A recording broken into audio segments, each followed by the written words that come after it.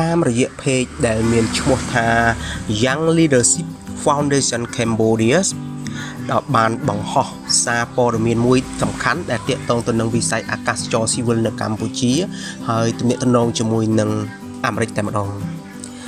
ដោយដាក់ជាចំណងជើងថាឯកអគ្គរដ្ឋទូតអាមេរិកប្រចាំនៅកម្ពុជាបានជម្រាបទៅកាន់រដ្ឋមន្ត្រីម៉ៅហាវណាល់ថាអាមេរិកចង់ឃើញកម្ពុជាប្រើប្រាស់យន្តហោះប្រភេទ Boeing បាទសូមជម្រាបផងដែរយន្តហោះ Boeing គឺជាយន្តហោះលំដាប់ថ្នាក់ពិភពលោកមួយដែលមានទីតាំងហើយជាក្រុមហ៊ុនរបស់អាមេរិកតែម្ដងលោក W. Patrick Murphy ឯកអគ្គរដ្ឋទូតសហរដ្ឋអាមេរិកប្រចាំនៅកម្ពុជាបានមានប្រសាសន៍ទៅកាន់នាយឧត្តមសេនីយ៍បណ្ឌិតម៉ៅហាវណាល់រដ្ឋមន្ត្រីទទួលបន្ទុករដ្ឋលេខាធិការរដ្ឋានអាកាសចរស៊ីវិលកម្ពុជាថាអាមេរិកចង់ឃើញកម្ពុជាប្រើប្រាស់យន្តហោះប្រភេទ Boeing បំណងរបស់លោក W. Patrick Murphy បានបង្ហាញឡើងនៅក្នុងជំនួប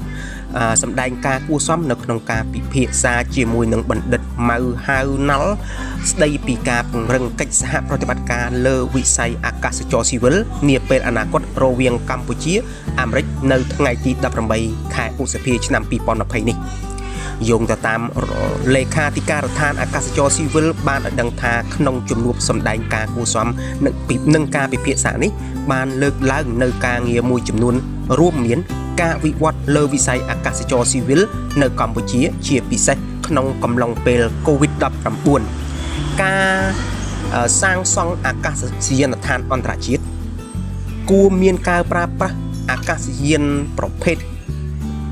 Boeing នៅប្រទេសកម្ពុជាបាទគួរមានប្រើប្រាស់អាកាសយានប្រភេទ Boeing នៅកម្ពុជាការផ្ដល់សច្ចាប័ននៃការអនុវត្តអនុសញ្ញា Cape Town Convention ជាប្រយោជន៍សម្រាប់ហិរញ្ញប្បទានក្នុងការជួលអាកាសយាននិងកិច្ចព្រមព្រៀងផ្លូវអាកាសរវាងកម្ពុជានិងសហរដ្ឋអាមេរិក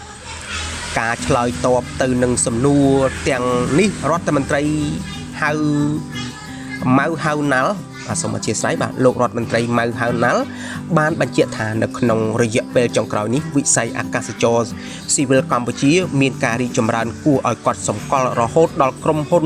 អាកាសចរដែលបង្កើតឡើងមានចំនួន8ក្រុមហ៊ុនប៉ុន្តែដោយសារតែវិបត្តិជំងឺរាតត្បាតសកល COVID-19 កម្ពុជាដូចជាប្រទេសជាច្រើននៅលើពិភពលោកដែលត្រូវបានផ្អាកក្នុងគោលបំណងទប់ស្កាត់ជំងឺនេះប៉ុន្តែកម្ពុជានៅតែមានប្រតិបត្តិការខ្លះៗជាធម្មតាដូចជាការបំពេញភាពជាមនុស្សធម៌ដឹកអ្នកដំណើរអាមេរិកនិងសាសផ្សេងទៀតពីនាវាខ្នាតយក្ស Westerdam និងទំនិញជាដើមចំពោះការកសាងអាកាសយានដ្ឋានថ្មីដោយមានមូលហេតុបាទសូមអធិស្ឋានបាទដោយមានមូលហេតុ3រួមមាន1អាកាសយានដ្ឋានអន្តរជាតិភ្នំពេញមានលក្ខណៈតូចចង្អៀតនិងមានទីតាំងមិនអំណោយផលពោលគឺនៅគៀកទីក្រុងពេកហើយអាកាសយានដ្ឋាននេះត្រូវបានវិនិយោគដោយក្រុមហ៊ុនកូនខ្មែរក្នុងស្រុកទី2អាកាសយានដ្ឋានអន្តរជាតិខេត្តសៀមរាបក៏មានលក្ខណៈតូចចង្អៀតដែរជាពិសេសគឺស្ថិតនៅជិតអង្គរវត្តដែលមានការការពារពី UNESCO ហើយអាកាសយានដ្ឋាននេះវិនិយោគដោយក្រុមហ៊ុនយូណានមកពីប្រទេសចិន3ចំណុចអាកាសយានដ្ឋានអន្តរជាតិខេត្តបរសេនុកម្ពុជាទុកលទ្ធភាពជូនក្រុមហ៊ុន SCA បាទ Vinci ធ្វើការវិនិយោគពង្រីកបន្ថែមកម្រិតថ្នាក់ 4E និងបញ្ចប់ការសាងសង់នេះនៅក្នុងខែតុលាឆ្នាំ2022ចំពោះការចង់ឲ្យមានការប្រើប្រាស់អាកាសយានប្រភេទ Boeing នៅកម្ពុជារដ្ឋមន្ត្រីម៉ៅហាវណាល់បានស្វាគមន៍និងស្នើឲ្យក្រុមហ៊ុន Boeing មកសិក្សាសហការនិងធ្វើបទបង្ហាញដល់អ្នកប្រើប្រាស់ចំពោះលោករដ្ឋមន្ត្រីផ្ទាល់ក៏ពេញចិត្តចំពោះការធ្វើដំណើរតាមយន្តហោះប្រភេទ Boeing ជាពិសេសប្រភេទយន្តហោះ Boeing បាទ777ដែលផ្ដល់ ផាសុខភាពក្នុងការធ្វើដំណើរលោករដ្ឋមន្ត្រីក៏បានសូមអធិស្ឋានលោករដ្ឋមន្ត្រីក៏មិនជំទាស់ចំពោះសំណើ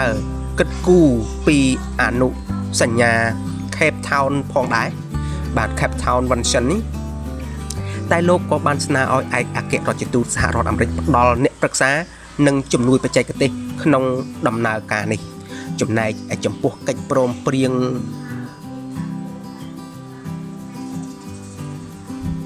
ដោយឡែកចំពោះកិច្ចព្រមព្រៀងសេវាកម្មដឹកជញ្ជូនតាមផ្លូវអាកាសវិញរហូតមកទល់ពេលនេះកម្ពុជាបានចុះហត្ថលេខាទាំងទ្វេភាគីនិងពិហុភាគីបានចំនួន44បាទដល់ទៅ44ប្រទេសទៅហើយនៅក្នុងនោះគឺបណ្ដាប្រទេសអាស៊ានមាន6កិច្ចព្រមព្រៀងពិហុភាគីចំពោះកិច្ចព្រមព្រៀងជាមួយនឹងសហរដ្ឋអាមេរិកកម្ពុជាបានជួបពិភាក្សាគ្នាតាំងតែពីឆ្នាំ2014មកម្លេះហើយមានចំណុចឯកភាពគ្នាច្រើនលើកលែងតែពាក្យនិងនិយមន័យទឹកដីនិងការស្នើធ្វើសេវាកម្មផ្ទៃដីដោយភាគីខាងអាមេរិកផ្ទាល់ខ្លួនឯងចំណាយសូមអធិស្ឋានដោយសារអក្សរអត់ច្បាស់ភាគីអាមេរិកបាទចំណុចនេះលោកបាទភាគីអាមេរិកខ្លួនឯងចំណុចនេះលោកនឹងពិនិត្យពន្លឿនហើយសេវាកម្មផ្ទៃដីគួរក្រុមហ៊ុនអាមេរិកមកធ្វើការពិភាក្សាផ្ទាល់ជាមួយនឹងក្រុមហ៊ុនវិនិយោគអាកាសយានដ្ឋាន BOT ហើយខាងអាកាសចរស៊ីវិលចាំជួបបាទសម្របសម្រួលជូនគ្រប់ពេលលោកឯកអគ្គរដ្ឋទូតសហរដ្ឋអាមេរិកបានកោតសរសើរខ្លាំងមែនទែនដល់ការដឹកនាំរបស់រដ្ឋមន្ត្រីម៉ៅហាវណាល់ជាពិសេសរដ្ឋាភិបាលបាទរាជរដ្ឋាភិបាលកម្ពុជាដែលធ្វើឲ្យវិស័យអាកាសចរស៊ីវិលនៅកម្ពុជាមានការរីកចម្រើនគួរឲ្យកត់សម្គាល់ហើយលោកឯកអគ្គរដ្ឋទូតនឹងជំរុញឲ្យក្រុមហ៊ុនអាកាសចរអាមេរិកមកពិភាក្សាផ្ទាល់ជាមួយនឹងក្រុមហ៊ុនវិនិយោគអាកាសយានដ្ឋានកម្ពុជាក្រោមកិច្ចព្រមព្រៀងនិងកិច្ចសម្របសម្រួលពីរដ្ឋលេខាធិការដ្ឋានអាកាសចរស៊ីវិលនិងរៀបចំអ្នកបាទទំនាក់ទំនងមកពីរដ្ឋលេខាធិការដ្ឋានអាកាសចរស៊ីវិលនិងជំនួយបច្ចេកទេសសម្រាប់ការផ្ដល់សច្ចាប័នអនុសញ្ញា Cape Town Convention បាទសូមអរគុណ